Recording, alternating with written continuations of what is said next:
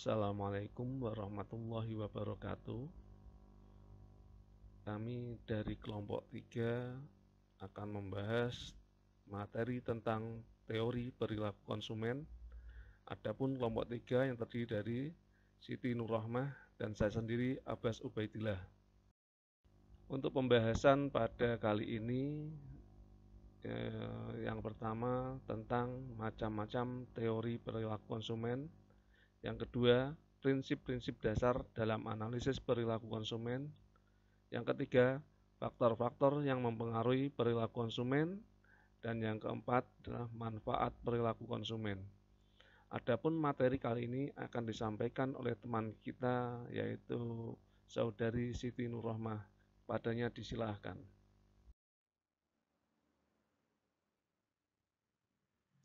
Macam-macam teori perilaku konsumen. 1.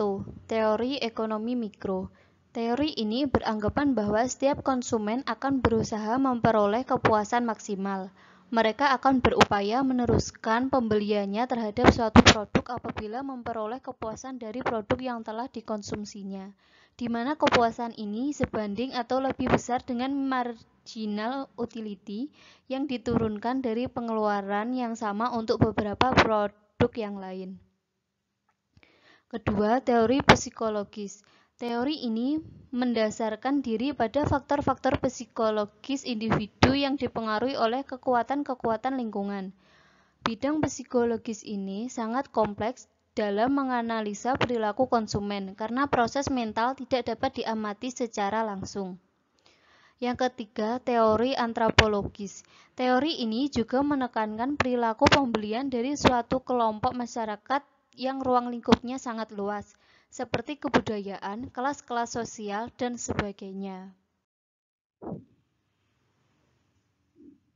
Pendekatan perilaku konsumen. 1. Pendekatan nilai guna kardinal. Daya guna dapat diukur dengan satuan uang atau utilitas, dan tinggi rendahnya nilai atau daya guna tergantung kepada subjek yang menilai. Pendekatan ini juga mengandung anggapan bahwa semakin berguna suatu barang bagi seseorang, maka akan semakin diminati. Yang kedua, pendekatan nilai guna ordinal. Daya guna suatu barang tidak perlu diukur, cukup untuk diketahui dan konsumen mampu membuat urutan tinggi rendahnya daya guna yang diperoleh dari mengonsumsi sekelompok barang. Dasar dari pemikiran dari pendekatan ini adalah semakin banyak barang yang dikonsumsi, semakin memberikan kepuasan terhadap konsumen. Prinsip-prinsip dasar dalam analisis perilaku konsumen. 1. Kelangkaan dan terbatasnya pendapatan. Adanya kelangkaan dan terbatasnya pendapatan memaksa orang menentukan pilihan agar pengeluaran senantiasa berada di anggaran yang sudah ditetapkan. Kedua, konsumen mampu membandingkan biaya dengan manfaat. Jika dua barang memberikan manfaat yang sama, konsumen akan memilih yang biayanya lebih kecil. Yang ketiga, tidak selamanya konsumen dapat memperkirakan manfaat dengan tepat. Saat membeli sesuatu barang, bisa jadi manfaat yang diperoleh tidak sesuai dengan harga yang harus dibayarkan. Keempat, setiap barang dapat didistribusi dengan barang lain. Dengan demikian, konsumen dapat memperoleh kepuasan dengan berbagai cara. Kelima, konsumen tunduk terhadap hukum berkurangnya tambahan kepuasan atau the law of diminishing marginal utility. Semakin banyak jumlah barang yang dikonsumsi, semakin kecil tambahan kepuasan yang dihasilkan. Faktor-faktor yang mempengaruhi perilaku konsumen. Menurut James F. Engel, Roger D. Blackwell, Paul Whitmire, ada 3, yaitu 1. Pengaruh lingkungan, terdiri dari budaya, kelas sosial, keluarga, dan situasi. Yang kedua, perbedaan dan pengaruh individu, terdiri dari motivasi dan keterlibatan, pengetahuan, sikap, kepribadian, gaya hidup, dan demografi. Ketiga, proses psikologi, terdiri dari pengolahan informasi, pembelajaran, perubahan sikap, dan perilaku. Ketiga faktor tersebut menambah minat utama dari penelitian konsumen sebagai faktor yang turut mempengaruhi perilaku konsumen dalam pengambilan keputusan pembeliannya. Manfaat perilaku konsumen menurut Peter dan Elson. Perilaku konsumen sangat beragam tergantung pada pemanfaat atau pengguna. Terdapat dua kelompok pemanfaat, yaitu kelompok peneliti atau riset dan kelompok yang berorientasi implementasi. Peran perilaku konsumen bagi pemasar atau produsen. 1. Membujuk konsumen untuk membeli produk yang dipasarkan.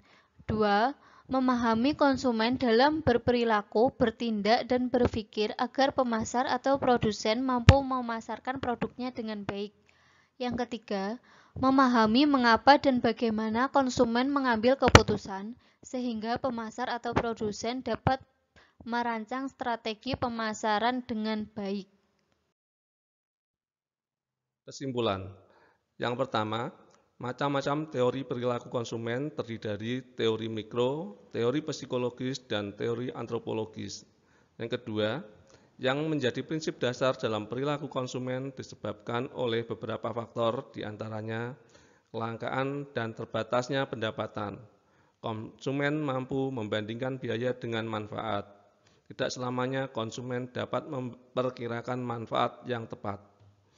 Setiap barang dapat didistribusi dengan barang lain, dan konsumen tunduk terhadap hukum berkurangnya tambahan kepuasan atau the law of diminishing marginal utility. Dalam perilaku konsumen itu sendiri datang dalam beberapa faktor, misalnya dari lingkungan, perbedaan pengaruh individu, ataupun dari proses psikologis itu sendiri yang nantinya akan berpengaruh terhadap perekonomian itu sendiri.